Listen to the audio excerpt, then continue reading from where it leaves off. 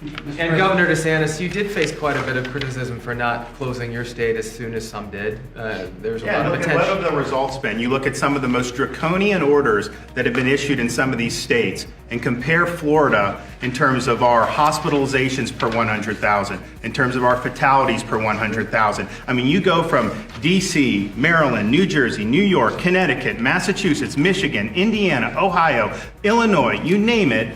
Florida's done better, and I'm not criticizing those states, but everyone in the media was saying Florida was going to be like New York or Italy, and that has not happened because we understood we have a big diverse state, we understood the outbreak was not uniform throughout the state, and we had a tailored and measured approach that not only helped our numbers be way below what anyone predicted, but also did less damage to our state going forward. I had construction going on, the road projects, but we did it in a safe way, and we did it, I think, in a way that is probably more sustainable over the long term. So I think people can go back and look at all the criticism and then look now, and nobody predicted that Florida would. We have challenges. This is not an easy situation. We've had people in the hospital, but I am now in a situation where I have less than 500 people at a state of 22 million on ventilators as of last night, and I have 6,500 ventilators that are sitting idle,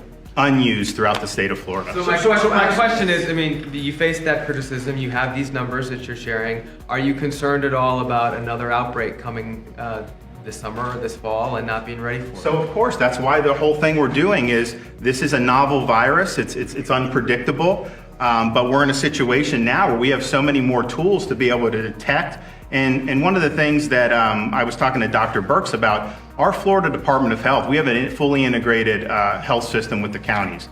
We have been doing contact tracing from the very beginning. Now, sure, once the outbreak gets to a certain point, the mitigation is really what you do. The contact tracing is not going to be able to stop like what was going on in New York City. But in Florida, we had such an uneven outbreak, we were doing contact tracing throughout this whole time in parts of the state that the outbreak wasn't as severe. They limited the spread and did it very effectively. And so that's going to be a huge part of what we're doing going forward. And we think that that can be successful. And we're going to have so many more opportunities with sentinel surveillance. We're offensive with the nursing homes. Nothing's going to change on the nursing home testing. This is, until this virus goes away, this is the population that is most at risk. In Florida, we have close to 85% of the fatalities have been age 65 or older, and most of them have some comorbidities. And so these are the types of facilities that are the most at risk. So nothing's going to change on that. We're going to continue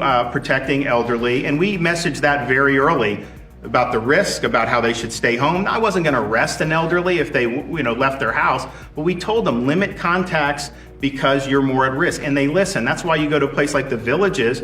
There were articles written saying, oh, the Villages is going to crash and burn, all this other stuff. They have like a 2%, 2.5% infection rate. We tested 1,200 asymptomatic, and none were found to have the virus. And so this message of understanding the risks are different for different parts of our communities and age and health, and continue doing all. So I think what you'll see is, however we move forward, and I'll announce that soon, you're going to see even more attention paid to the vulnerable.